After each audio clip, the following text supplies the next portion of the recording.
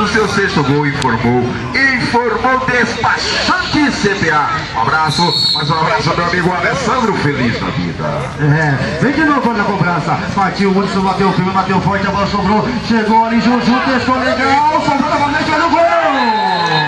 Olha o gol! Olha o gol! Olha o gol! Gol!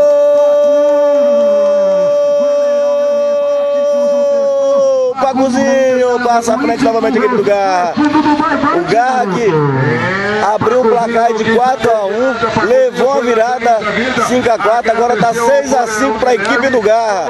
4 gols de Will e 2 gols dele, Pacuzinho. Agora, Garra 6. Amistoso intermunicipal, Cuiabá e Barão.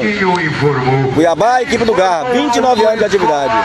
E as informações aqui com ele, Marcelo Trivial, direto do Novo Horizonte. Despachante CPA, nosso amigo Alessandro. Alessandro, aquele abraço. Pensou aí, quer arrumar uma aplicação? Chega lá.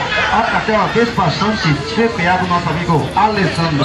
Mas em nome dele, Madrinha Santos, vereador Souto da Vida. Vem girando, testou legal, bola sobrou novamente. Olha o gol! Rogério! Fez uma bela defesa, garoto. Uma defesa sensacional aqui. Vira a equipe do Garra.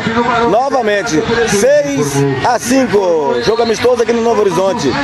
Escanteio cobrado ali, fechado por cima de cabeça de bicicleta. E espirrou o taco. Bola cortada, sozinho. Pra fora.